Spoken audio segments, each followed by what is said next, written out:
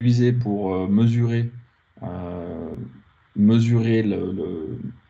la qualité, pardon, la consommation de notre produit.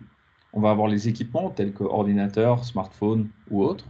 Et on va voir comment les méthodologies UX peuvent mesurer tout ça et peuvent changer, inverser la tendance pour les produits à venir. Dans la partie réparation mise à jour, on va surtout parler des innovations. C'est pas un sujet qu'on va aborder énormément, parce que c'est un sujet à part entière, selon moi. Le recyclage dans les produits physiques, c'est un sujet à part entière. Et je pense que le recyclage des produits digitaux est un peu différent. Mais là, on va surtout parler de comment, avec des innovations, on peut trouver des nouvelles solutions. La fin de vie, bien sûr, c'est, voilà, on est à la fin de notre produit. Comment on peut ouvrir là-dessus et conceptualiser le produit de demain. Donc, on va commencer avec quelques insights. Et pour poser un petit peu plus de contexte et pourquoi nous avons choisi de parler de ce sujet maintenant, c'est que, en fait, on a souvent des demandes de nos clients pour de la dématérialisation. Typiquement, ce client a énormément de fichiers physiques ou de fichiers PDF qui sont stockés à plusieurs endroits et il voudrait les mettre tous au même endroit. Bien sûr, nous, on intervient en tant que UX pour créer une interface pour que cette personne puisse, pour que les utilisateurs et le client puissent accéder à ces documents très facilement.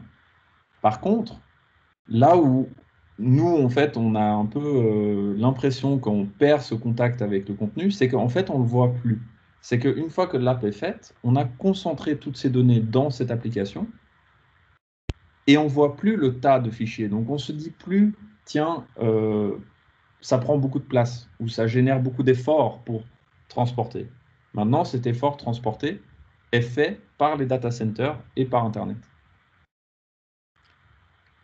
Je vais parler rapidement aussi des accords de Paris, parce que bien sûr, le Green UX s'inscrit dans les accords de Paris. Les principaux objectifs des accords de Paris, c'est de descendre en dessous de 2 degrés par rapport au niveau pré-industriel, limiter la hausse de température à 1,5 degré, viser un pic des émissions mondiales dès que possible pour pouvoir redescendre, comme on est en train de le faire maintenant avec le Covid. S'appuyer sur les meilleures données scientifiques disponibles. Donc là, c'est vraiment à grande échelle, mais nous, en tant que UX, on peut justement s'appuyer sur les meilleures données par les utilisateurs pour créer des produits qui sont plus efficaces et s'inscrivent mieux dans le temps. Il y a bien sûr des changements réalistes qu'on peut faire individuellement. C'est par exemple acheter de l'occasion, du reconditionné, consommer local, faire des trajets à vélo, et on peut réduire la consommation de la viande. On va voir ça tout à l'heure, une comparaison entre une application et 1 kilo de bœuf. On peut faire bien sûr des investissements réalistes, comme la rénovation et tout ça. Donc ça, c'est vraiment des choses physiques où nous, en tant qu'humanité, on peut apporter des solutions. Bien sûr, il y a une transformation profonde systémique de la façon comment on va aborder certains sujets. Maintenant, ces 2 degrés, c'est 1,5 degré, ou en tout cas cette baisse de température, on peut les atteindre en travaillant sur ces 5 points. Donc on a le transport avec les voitures, l'avion, etc. Le logement, bien sûr, avec les énergies utilisées pour chauffer. Après, on a les biens de consommation. Donc là, on a l'achat et usage Internet et des technologies. On a l'alimentation, bien sûr, les viandes et tout ça. On sait que l'agroalimentation est responsable d'énormément de pollution. On a bien sûr aussi les services publics et la santé qui vont rentrer en compte. Maintenant, au niveau actuel, donc là c'est une statistique qui vient de Carbone 4, qui est faite c'est une moyenne sur la population française, donc ça c'est un Français, qui en moyenne va générer 10 tonnes de CO2. Le petit E que vous voyez à côté de CO2, vous allez le retrouver assez souvent dans les présentations, c'est en fait que c'est un équivalent, c'est equivalent de rejet. C'est pas exactement ça, mais c'est pour donner une mesure.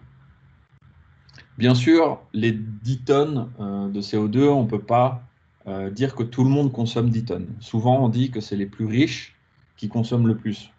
Quand on va en vacances 5 fois par année avec l'avion, bah forcément, on va consommer plus que la personne qui reste plutôt chez lui et qui n'a pas forcément les moyens de faire ça. Donc, en fait, on va plutôt avoir certaines personnes qui consomment, qui génèrent 2 à 3 tonnes de CO2 et des personnes, des ultra riches par exemple, qui vont consommer 30 tonnes ou voire plus. Ce qui est intéressant ici de voir, c'est que dans cette distribution au niveau de la quantité d'énergie générée, on voit que les biens de consommation, c'est 2,1%. Et dans les objectifs de Paris, on veut baisser ça à 0,6%. Et on doit passer de 2,1 à 0,6%. Et c'est à cet endroit-là qu'on a la transformation numérique. Donc, on estime à 3% la consommation d'énergie mondiale faite par le numérique en 2019. Ça paraît peu, bien sûr, mais il faut imaginer que c'est quelque chose qui augmente. D'ici 2025, on projette que ça monte à 5%. 5%, ça devient quand même très, très alarmant. Il faut aussi imaginer que 3%, c'est autant que le secteur aérien. Donc, du coup, il n'y a pas que l'avion à plus prendre, c'est aussi dans le digital qu'on doit faire des efforts. Cette projection de 5% a été faite sans l'impact du Covid. On sait que le Covid a énormément, la Covid, pardon, a énormément changé nos habitudes et a poussé beaucoup plus de personnes à utiliser le numérique. Donc potentiellement, ce chiffre pourrait monter à 6-7%. Qui est au final le plus grand responsable de tout ça? C'est bien sûr la data. La data, il faut imaginer que 5 milliards d'utilisateurs du web sont maintenant comptabilisés. C'est 2% de la consommation d'énergie mondiale. Donc c'est 2 tiers des ressources générées par le numérique, ce qui est énorme. Et bien sûr, après, on a la pollution, donc on a la pollution des centres de données, mais on a la pollution des équipements aussi. On estime à peu près 34 milliards d'équipements informatiques dans le monde pour 5 milliards d'utilisateurs. Il y a une projection d'ici 2025, donc la même que tout à l'heure, qui voit ça doubler d'ici 5 ans. Donc d'ici presque, ouais, exactement 5 ans. Donc, je pense qu'il faut penser que la consommation de data pourrait augmenter à 4%. Et c'est là où nous, en tant que UX, on peut avoir un impact. Donc si on arrive, nous, à empêcher cette consommation de data excessive, bah même s'il y aura plus d'équipements informatiques, ça c'est indéniable, l'informatique est de plus en plus accessible pour tout le monde, on arrivera quand même à stabiliser cette courbe. Comme on avait vu, c'est la data qui génère le plus de pollution. Si on prend un téléphone, la façon, quand ce téléphone est le plus utilisé, c'est quand ce téléphone est bien sûr actif. Donc, tout dépend de la fréquence à laquelle vous l'utilisez.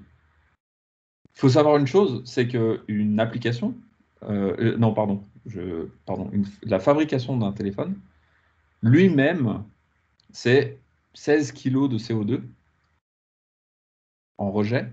C'est pareil que le rejet de 1 kg de bœuf. Si vous incluez les 2 années consommées du téléphone en data, ça veut dire que notre téléphone a pollué autant que 22 kg de bœuf. Donc, on pointe du doigt énormément l'agroalimentaire. Moi, je soutiens ça aussi, qu'il faut faire attention dans la consommation de la viande, mais il ne faut pas négliger quel impact a le numérique, surtout la data, sur l'environnement. Ici, on peut voir une projection sur la différence entre une voiture et une application dans la consommation d'énergie. Donc, on va prendre les éléments comme la conception de la fabrique et la fabrication, la vente et l'acquisition, l'usage, la réparation et la mise à jour et la fin de vie. Sur la voiture, on a à peu près autant d'émissions à sa fabrication. Par contre, dans la vente et l'acquisition, en fait, c'est nous qui allons au garage et on va aller chercher notre voiture. Donc, notre impact dans l'acquisition est relativement petite. Là où, bien sûr, la voiture va polluer le plus, c'est quand elle utilise l'essence et dans la production de l'essence, surtout la production de l'essence. Bien sûr, après, on a la partie réparation, mise à jour. On va réparer avec des pièces détachées ou on va amener la voiture à la décharge. Pour une application, c'est un peu différent parce qu'en fait, on va avoir plus de points et presque plus de pollution tout au long de la chaîne. Dans la production, comme j'ai dit, c'est potentiellement équivalent à la voiture. Par contre, à l'acquisition, il y a souvent le téléchargement. Et ce téléchargement fait appel à ces centres de données. Ensuite, quand on l'utilise, chaque fois qu'on envoie un message, qu'on reçoit une photo, qu'on envoie une vidéo, on va utiliser de la data, donc ça va être énorme. Dans la réparation de la mise à jour pour les applications, forcément, on va avoir toute la mise à jour de ces applications à chaque fois quand l'App Store nous demande d'installer une nouvelle version de l'application, ça va générer encore de l'énergie. Consommer de l'énergie, pardon. Donc maintenant, comment dans la conception, on peut, en tant que UX, agir pour faire des produits plus efficaces dans le futur. On va parler de la méthode agile et de la méthode MVP. Mais avant cela, je voudrais vous montrer à quoi ressemblait Google Maps en 2005. Qu'est-ce qu'on voit? On voit un itinéraire, tout simple, sur la map. On voit un point A, un point B. Sur le côté, il y a le temps de trajet. Bien sûr, c'est un peu difficile à lire parce qu'avant, la hiérarchisation d'informations n'était pas forcément idéale. Et on voit comment on doit arriver à destination. Marcher un bout, prendre le train, et on arrive à destination. Donc ça, c'est ce qu'on attend de Google Maps. Quand on va, nous, sur Google Maps, maintenant, on veut ça. On veut savoir comment je vais d'un point A à un point B. Donc, le MVP, donc c'est le Minimum Viable Product de Google, qui est celui-ci, remplit à 100% les besoins de l'utilisateur. Maintenant, je me permets de vous montrer Google Maps aujourd'hui. On a bien sûr beaucoup plus de fonctionnalités. On peut, par exemple, choisir un autre itinéraire, ce qui est pratique. On voit en haut des différents modes de transport, ce qui est aussi plutôt pratique. Mais par contre, en bas, on va voir, en bas à gauche, les restaurants, les hôtels, les gas stations, les parking lots. Des choses dont on n'a pas forcément besoin quand on veut juste savoir comment arriver d'un point A à un point B. Donc, certes, c'est plus user-friendly, il y a beaucoup plus de fonctionnalités et c'est optimisé, clairement.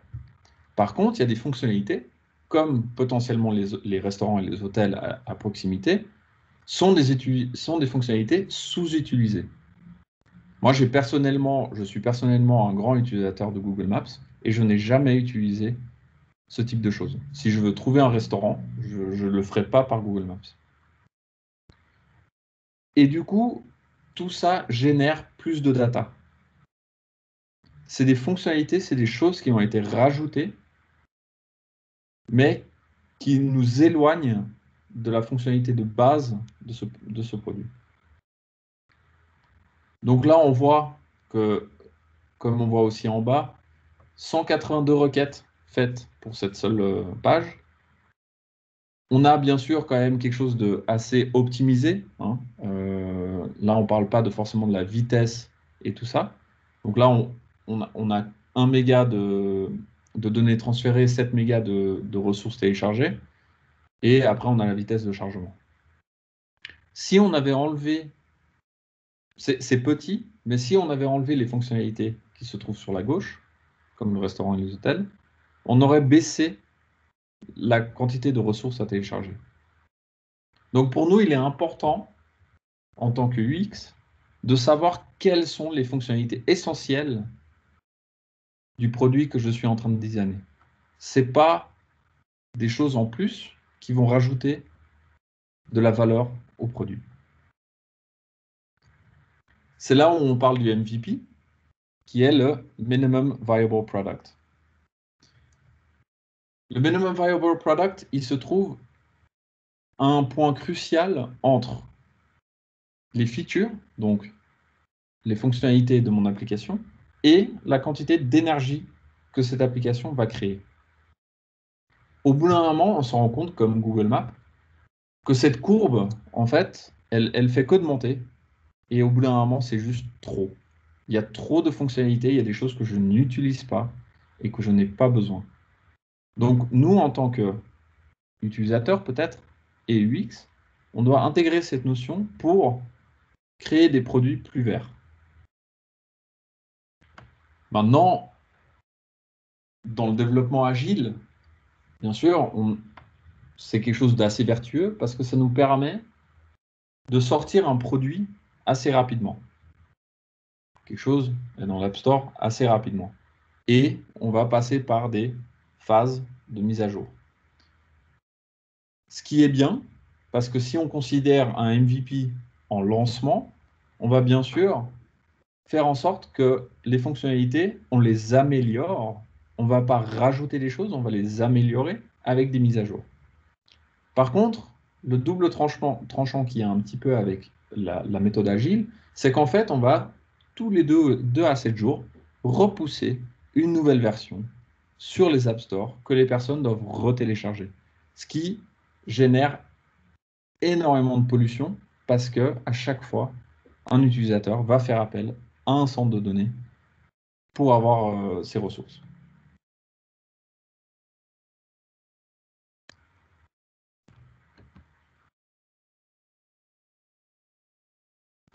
Donc maintenant, on a vu la phase de conception d'un produit.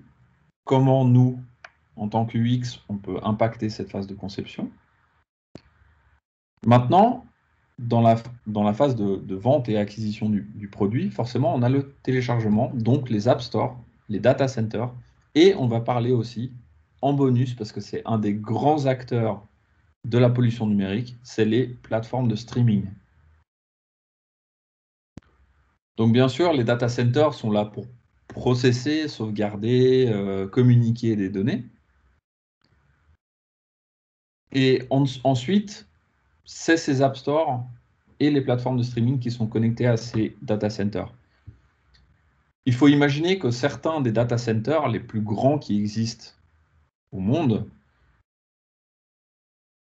ont une capacité électrique de 100 mégawatts et c'est assez d'énergie pour alimenter une ville de 80 000 foyers. Donc, on peut rapidement penser que si on va avoir une centaine de data centers dans un pays, on va consommer presque plus que presque plus que un foyer utilise comme énergie, ou qu'un pays utilise comme énergie. Il y a une étude qui a été menée par le laboratoire Green Spectre, qui est basé d'ailleurs à Nantes. Ils ont fait une étude où ils ont testé un échantillon de à peu près 1000 applications en prenant en compte ces points-là. Donc, on a l'inclusion, le fait de, par exemple, faire en sorte d'avoir une application qui fonctionne avec les téléphones les plus anciens, par exemple. La sobriété, donc, par exemple, l'utilisation d'un dark mode, quelque chose de très simple, qui va économiser de la batterie et de l'énergie, forcément. La performance, donc, encore une fois, c'est la vitesse, les données, quelles sont les données qui vont être transférées. La discrétion, qui est une donnée plus qu'on n'aborde pas maintenant, mais qui est plus la GDPR, tout le respect de l'intégrité. Pardon, j'ai perdu mes mots. Le respect de la vie sociale, voilà. Et bien sûr, l'écologie, qui s'utilise comme vecteur, comme plus grand vecteur d'approche. Donc, ils ont mesuré l'empreinte carbone de ces applications. Et ils ont fait une moyenne de ces applications. Et ils ont vu que une application a à peu près un impact de 0,75 grammes de CO2. Il faut imaginer que 5 milliards, si on prend par exemple, on fait une projection d'utilisation de 3 heures sur 5 milliards d'utilisateurs, ça fait que les applications sont responsables de 92 millions de tonnes de CO2, d'émissions de CO2. Ce qui est juste énorme. Donc là, comme on a vu, les applications mobiles sont responsables de 6% des émissions numériques. Et pourquoi? Parce que la majorité des applications ne sont pas forcément optimisées ou utilisent des fonctionnalités énergivores telles que les trackers. On dénombre d'ailleurs 44% des applications qui ont plus de 5 trackers. C'est hallucinant, on peut se dire, OK, Google a un tracker, Google Maps a un tracker parce que j'utilise un GPS. Mais pourquoi autant d'applications utilisent des trackers? Souvent, c'est parce qu'on veut te proposer des pubs, par exemple, à certains endroits spécifiques où tu te trouves.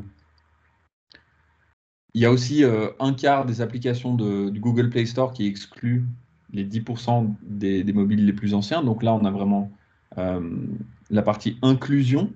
On voit qu'il y a énormément d'applications qui ne sont pas faites pour des vieux téléphones. Du coup, on va pousser les personnes à acheter de nouveaux appareils.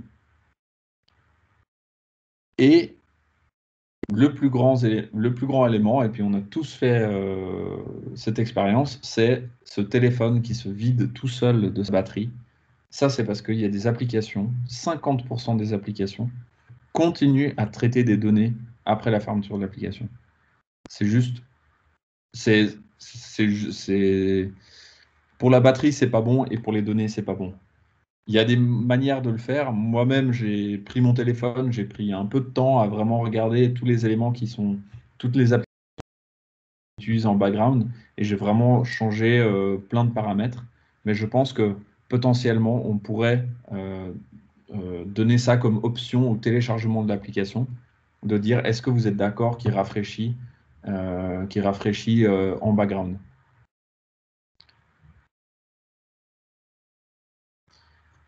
Il y a quelque chose qui vient d'arriver chez nous, les personnes qui utilisent Mac, c'est le nouvel OS de Mac. Donc, c'est super. Par contre, je ne sais pas si vous voyez la taille que ça fait, 12 gigas de données. C'est encore une fois, on se dit, voilà, on est tout seul devant son ordinateur et on se dit, hop, je télécharge. En fait, si on multiplie ça par des millions d'utilisateurs qui vont installer cette application en même temps, bah, la quantité de données qui sont transférées, c'est juste, c'est c'est trop. Là, c'est quand même vraiment beaucoup. Et moi, j'ai utilisé, enfin, j'ai pas utilisé encore, mais j'ai vu quelle était la mise à jour. Il y a juste des endroits où il y a un peu de transparence, il y a des endroits où c'est le UI qui a un peu changé. C'est pas des modifications énormes. Je sais qu'il y a beaucoup de choses au fond qui changent, mais voilà, moi je pense que ça, c'est quand même beaucoup trop. Et pour finir, on va parler des plateformes de streaming. Il y a Hulu, qu'on peut-être connaît moins ici en Europe, Netflix, YouTube, Amazon Prime, Twitch, la plateforme pour le streaming des jeux vidéo, Instagram, TikTok, et le dernier qui est Youku, le YouTube chinois. En termes d'utilisateurs, on voit les plus grands, bah forcément, hein, c'est YouTube avec plus de 2 milliards d'utilisateurs et Instagram avec plus de 1 milliard d'utilisateurs par mois, mais 50 millions sont actifs, 500 millions, pardon, sont actifs tous les jours. Et sur TikTok, c'est pareil, c'est 850 millions d'utilisateurs et c'est que de la vidéo, c'est que de la transmission de vidéo. Donc, c'est la quantité de data, si on veut envoyer une vidéo de 1 giga, c'est juste hallucinant. On va prendre Netflix comme exemple pour un peu se donner un aperçu de la quantité de data qui est transférée. Si tous les utilisateurs regardent ensemble, ils regardent pour 183 millions d'heures par jour de stream. Moi-même, j'utilise Netflix et quand j'ai vu ces chiffres, j'ai eu un peu plus de peine à ouvrir Netflix. Parce que 183 millions d'heures par jour, ça consomme 370 terawatts par heure. Et c'est autant d'énergie qu'a besoin le Royaume-Uni pour se chauffer, pour tout ça. Donc c'est autant d'électricité générée par le Royaume-Uni, fait juste par Netflix. Donc, encore une fois, est-ce qu'on a vraiment besoin de regarder une vidéo en 4K? Peut-être regarder une vidéo en 720p ou même un peu moins. Au final, si on est assez loin, on n'a pas besoin de toute cette résolution. Donc peut-être, si demain vous créez une application de streaming, ben, au lieu de proposer directement la meilleure résolution possible euh, suivant votre bande passante, va peut-être dire, voilà, nous, on vous propose du 480 ou du 720p parce que nous, notre besoin, c'est de réduire l'énergie. Et peut-être de ne pas proposer l'Ultra HD. Est-ce que le 1920 par 1080 est déjà suffisant? Je pense. Sur YouTube, on peut maintenant choisir 4K, 8K. C'est euh, c'est assez hallucinant. Donc maintenant, dans la méthodologie UX, il y a des outils et des supports qu'on peut utiliser pour améliorer, monitorer et améliorer les applications existantes et savoir là où on peut faire la différence quand on crée une nouvelle application. Donc il y a un site qui s'appelle Website Carbon, qui est génial, qui vous permet d'analyser l'empreinte carbone du site. J'ai fait l'exercice avec flupa.eu et les résultats sont plutôt bons, donc bravo. C'est hosté dans une énergie renouvelable, donc ça c'est bien. Il y a peu de rejet de CO2 et il est 82%, il est plus propre que 82% des sites testés. Donc ça c'est vraiment bien. Ensuite, on peut voir un peu quelques équivalents sur plus ou moins 10 000 page views par, euh, par année. Le site, il produit à peu près, ou il produit autant de carbone que peuvent absorber deux arbres, par exemple. Du coup, en fait, ça nous permet d'analyser aussi, de prendre un site et de se dire, OK, comment il est fait et qu'est-ce qui fait qu'il consomme moins? Qu'est-ce qui fait que ce site consomme plus que l'autre? Et du coup, ça, c'est des outils super intéressants. Il y en a d'autres aussi que vous connaissez probablement. Hotjar, Google Analytics, bien sûr, et SanityCheck. SanityCheck, par exemple, ça permet de voir un peu quelles pages ont encore du sens sur votre site. Par exemple, votre client vous demande de faire une, une page, pardon, un mapping du site. Vous mettez, voilà, vous faites l'analyse des utilisateurs, et vous dites, OK, il faut 5 pages, mais lui, il va rajouter une 6e page. Et là, vous rajoutez cette 6e page un peu contre votre gré, et puis vous utilisez quelques temps plus tard SanityCheck pour voir si cette page a été visitée. Il est possible que cette page était complètement inutile. Personne n'a allé dessus et personne n'a interagi avec. Donc du coup, ça nous permet aussi de voir quelles sont les pages qu'on veut garder, quelles sont les pages qu'on peut enlever.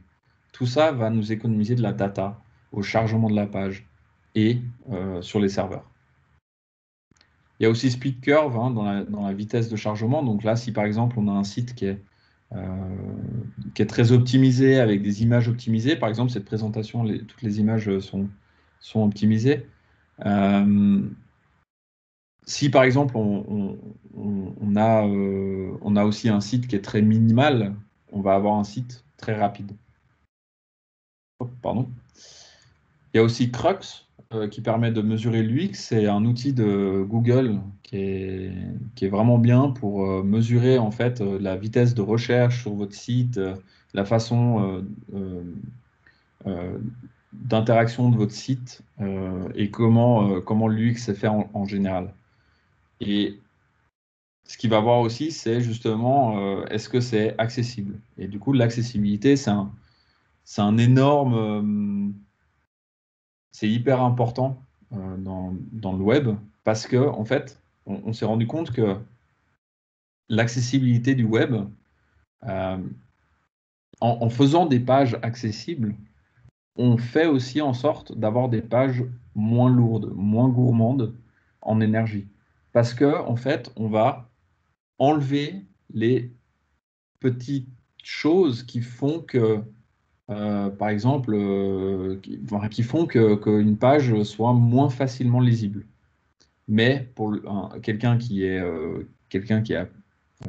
toutes ses capacités, ça va être très beau, mais quelqu'un qui va être, par exemple, qui va avoir un handicap, ça va être très difficile pour lui de le lire. Du coup, si on fait quelque chose qui est accessible, on va avoir quelque chose qui est moins gourmand.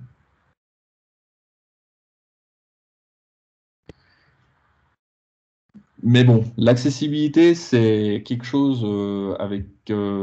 sur quoi on fait face en ce moment avec de plus en plus de demandes qui viennent des sites gouvernementaux, par exemple, des institutions, des banques, et tout ça, tout le service public, en fait, qui a besoin de créer des sites accessibles. Et souvent, ce qu'on s'en rend compte, c'est que où va le design, en fait, là-dedans? C'est où est-ce qu'on a encore cette liberté dans le design? Et moi, j'ai tendance à dire que oui, parce que en fait, tout ce qu'on a, c'est un challenge devant nous. Euh, comme l'avaient les architectes quand il a fallu repenser les immeubles pour ajouter une rampe d'accessibilité, par exemple, pour les personnes en fauteuil roulant. En fait, ça, au bout d'un moment, c'était quelque chose qui allait drastiquement changer euh, l'architecture, mais maintenant, si on regarde certains immeubles, certains nouveaux immeubles, ils intègrent des belles rampes, des endroits accessibles pour les personnes en fauteuil roulant, par exemple. Et ça fait partie intégrante du design et c'est quelque chose qui a profondément changé l'architecture, mais qui l'a embellie aussi. Et moi, je pense que dans le design, on n'est pas à court de ressources pour faire en sorte qu'on arrive à créer quelque chose, un design peut-être plus minimal, mieux optimisé. Euh, et vraiment, ça, je pense que c'est important.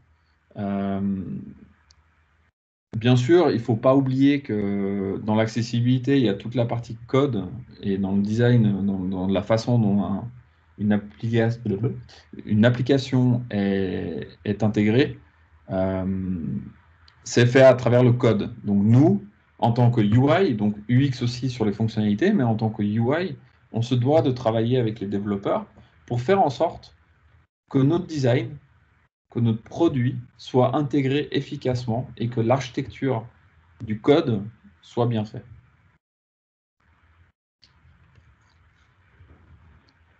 Maintenant, en dehors de l'application et tout ça, on a bien sûr les équipements. On a les équipements. Et qu'est-ce qu'on utilise comme équipement? Ben, en général, on utilise le mobile.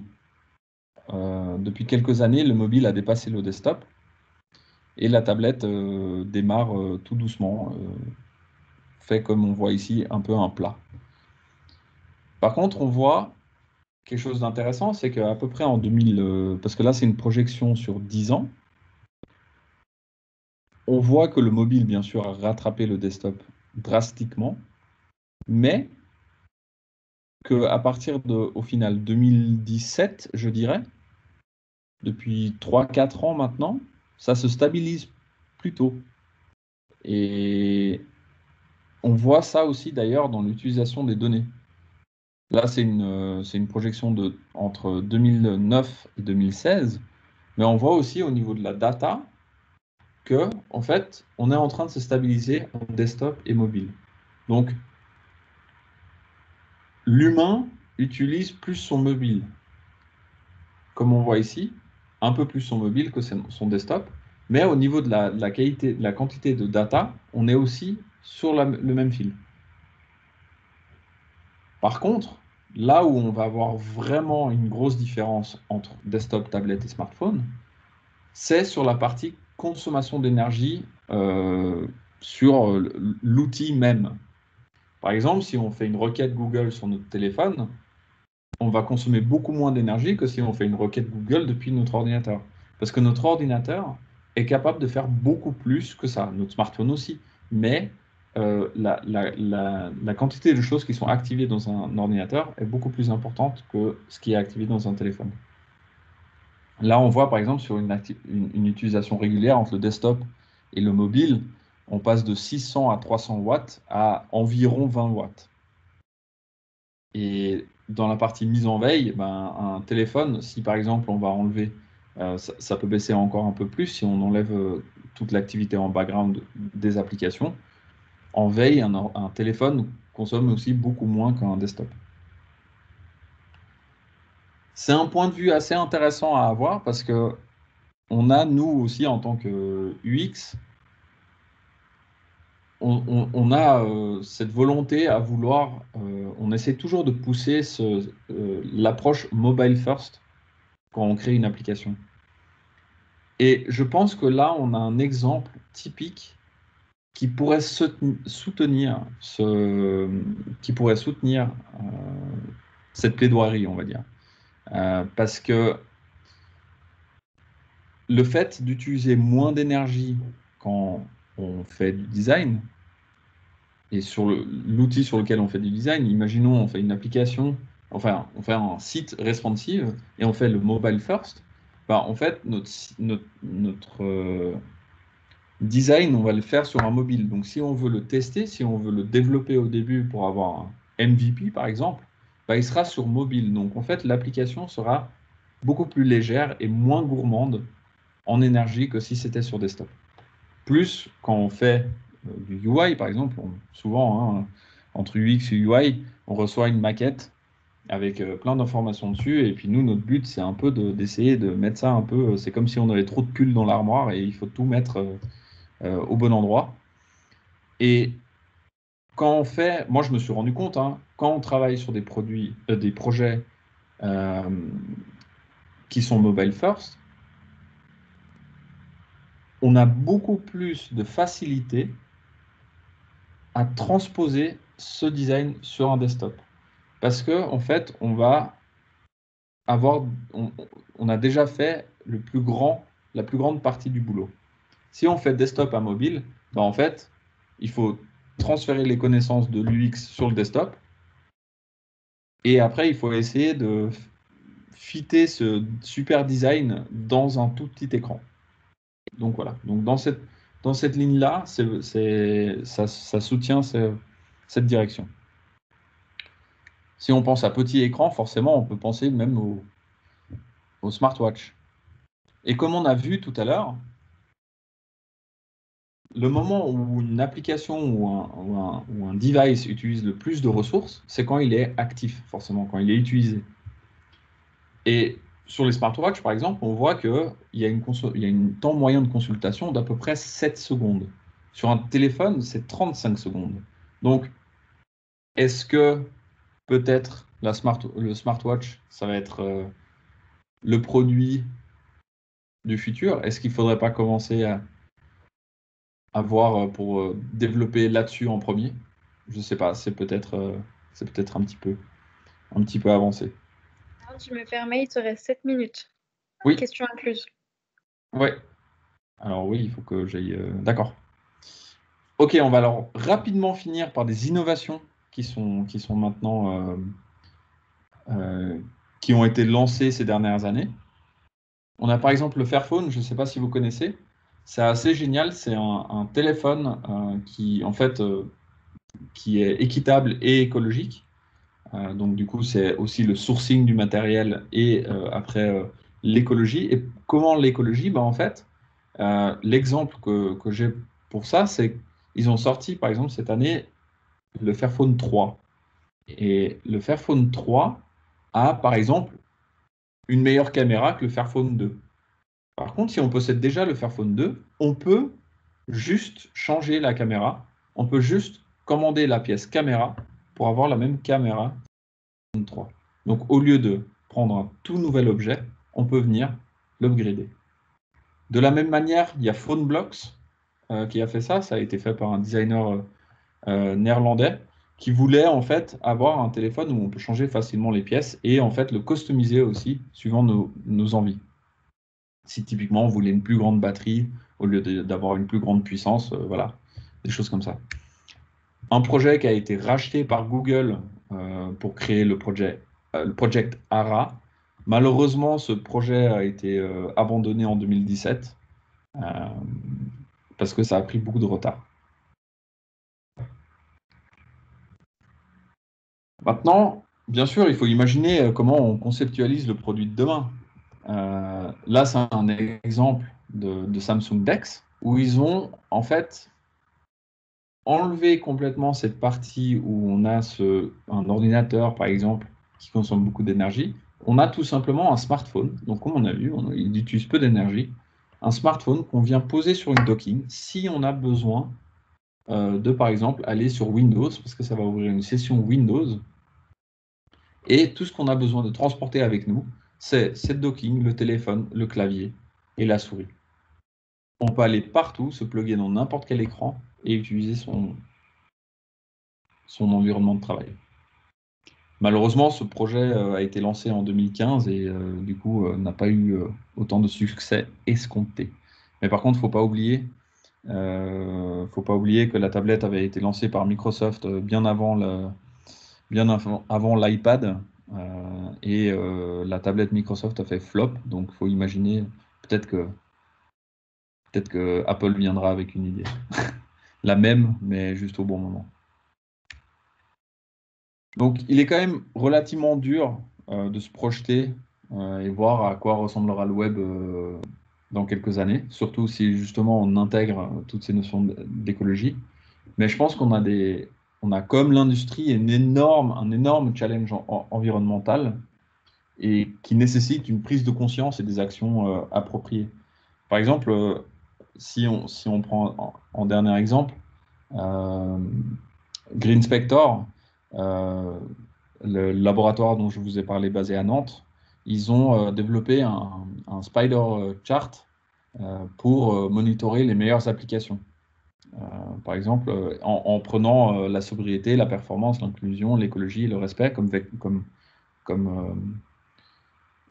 comme valeur, et du coup, en fait, de donner ça comme note aux applications. Je trouve que c'est une idée super, et ça nous permettra de réfléchir avant de télécharger une application si elle est trop gourmande en énergie, par exemple.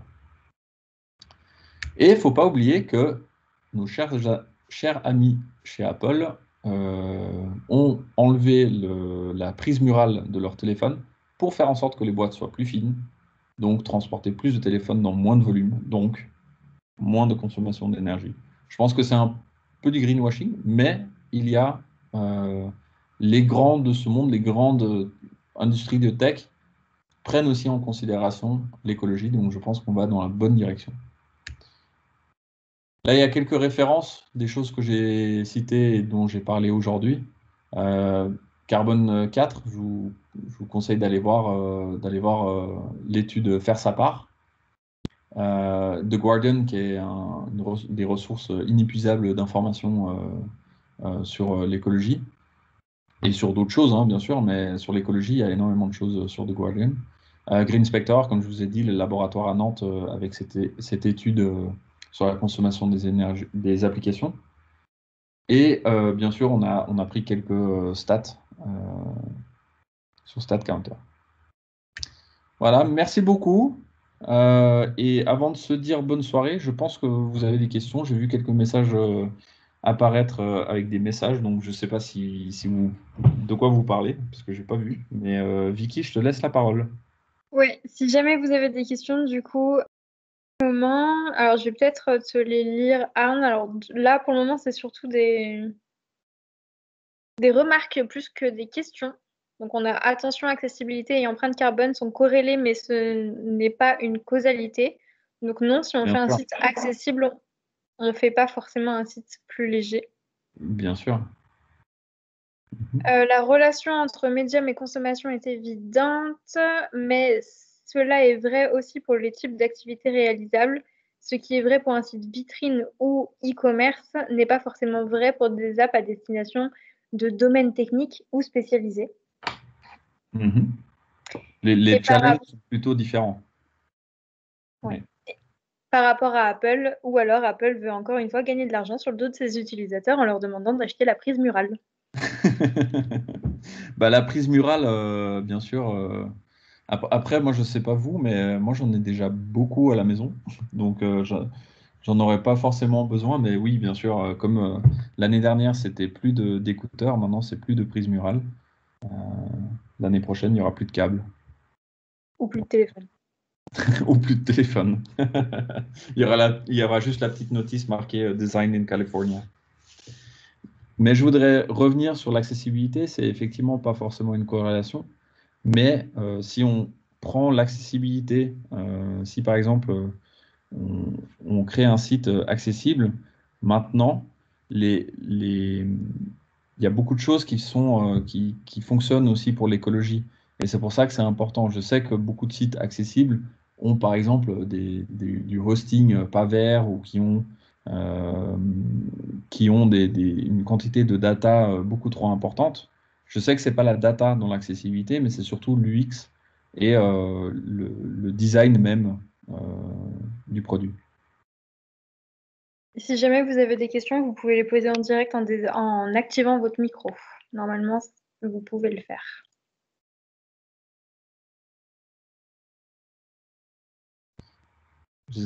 Ils peuvent même lever la main, je crois. Oui. Oui, bonjour Arne. Bonjour. Bonjour, ça va? J'ai une petite question qui est un peu personnelle, mais aujourd'hui j'ai un peu cette problématique aussi en tant que concepteur, ou en tout cas de vendre des projets ou travailler pour des grands clients. On a souvent affaire, et pas toujours, au mode design thinking, c'est-à-dire de travailler avec des modules de conception et avec des groupes de travail en travaillant de façon collaborative et en intelligence collective. C'est pas toujours comme ça qu'on bosse, et souvent on reçoit un cahier des charges. Et ce fameux cahier des charges, il a toujours une liste de fonctionnalités. Il met en concurrence des agences, des indépendants. Et il faut répondre à cette problématique avec une réponse UX, créative et commerciale.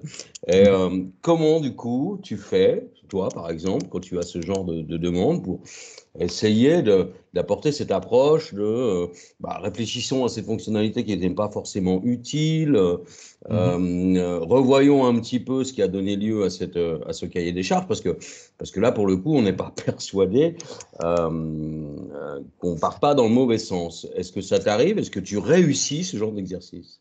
C'est effectivement souvent ce qu'on fait. Moi, je vais jamais prendre un cahier des charges comme finalité. Je vais plutôt voir quel est l'objectif de l'application, à quoi elle sert. Et du coup, avec ça, faire la comparaison avec les spécifications et les demandes pour potentiellement dire, voilà, cette fonctionnalité, il n'y aura peut-être pas besoin. Et en fait, souvent, quand on apporte ce genre de résultat, moi, ça m'est déjà arrivé 2 ou 3 fois, qu'en fait, le client est plutôt content parce qu'en fait, il se rend compte qu'il n'a pas besoin d'apporter plus de complexité à son application. Merci Donc, beaucoup. voilà. C'est une bonne nouvelle. Alors, oui, c'est déjà arrivé. Après, c'est pas forcément chez tout C'est le pas monde. évident, c'est pas évident, C'est mais il faut clair. le faire, il faut le faire, Oui, c'est je ça. pense. C'est clair que, bien sûr, entre les applications professionnelles et les sites vitrines, c'est pas la même chose non plus, parce que les professionnels ont souvent la pression marketing qui est derrière aussi Exactement. sur qu'est-ce qu'on a envie de montrer, qu'est-ce qu'on a envie de montrer de la marque. Bien sûr, c'est complètement différent. Après, c'est toujours aussi, en tant que designer, comment, même si cette application pourrait, par exemple, être très énergivore, comment on peut l'optimiser. Par exemple, pour cette présentation que j'ai faite, je sais que je voulais mettre des images parce que je ne vais pas faire quelque chose de complètement noir et blanc. Mais les images sont souvent c'est beaucoup de données. Donc, qu'est-ce que j'ai fait? Je les ai optimisées pour réduire de 95%, donc 95%, euh, la taille des fichiers. Donc, ce genre de petites optimisations, nous, on peut le faire en tant que designer, même si on n'a pas la possibilité de forcément enlever cette fonctionnalité. Très bien, merci beaucoup. Plaisir. D'autres questions ou remarques? Je vois des conversations qui. Merci. Ah.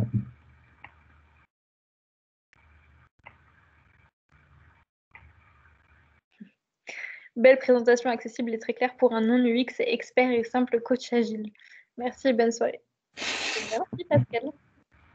Et bonne soirée également. Et n'hésitez pas, hein, c'est le moment de lui taper dessus si jamais vous voulez.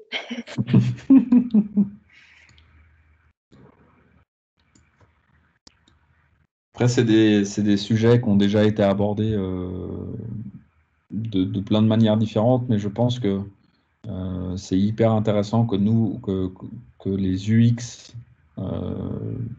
puissent trouver une solution ensemble et trouver une nouvelle direction, même une direction artistique différente, des optimisations, des choses qui font que on puisse produire toujours des applications ou des sites. Je parle souvent d'applications, je sais, mais des sites aussi beaux et qui cochent toutes les cases, quoi.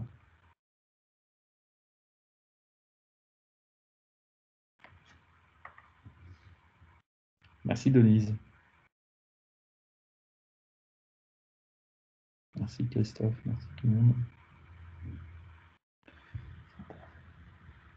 Du coup, j'en profite pour ceux Ah qui oui. sont encore là, de vous dire, si jamais vous avez des idées pour des futurs events Flupa, Donc normalement, c'est flux pas suisse ce soir, mais on ne sait jamais. Vous avez très certainement une antenne proche de chez vous. N'hésitez pas à vous rapprocher d'elle. Donc pour proposer des events, si jamais vous avez des choses à dire. Et autrement, ça vous permettra également d'avoir accès aux différents lives des autres events, des autres antennes. Je me permets de rajouter quelque chose. Il y a Alexandra qui a écrit ce serait intéressant de mettre les objectifs d'émissions CO2 directement dans le cahier des charges. Et c'est effectivement hyper intéressant parce que il y a justement le laboratoire Green Spector qui proposait de potentiellement changer notre approche par rapport à un projet et au lieu de le penser sur un plan économique, de le penser sur un plan écologique. Et du coup, ça, pour les entreprises, ça peut être aussi intéressant. Et pour nous, c'est intéressant d'apporter ce point. Oui, tout à fait. Mm. Et ben, s'il n'y a pas d'autres questions, écoutez, merci à tous d'être venus. Merci d'y avoir participé. Merci Et puis, beaucoup. je vous souhaite une bonne soirée. Bonne soirée. Merci beaucoup.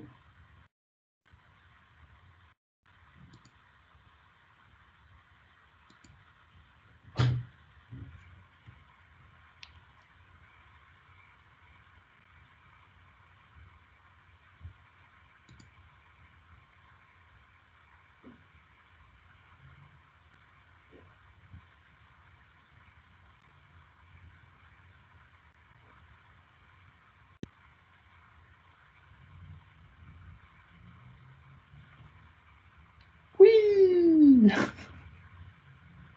Alors attends, il faut que j'éteigne l'enregistrement. Je sais pas comment on fait.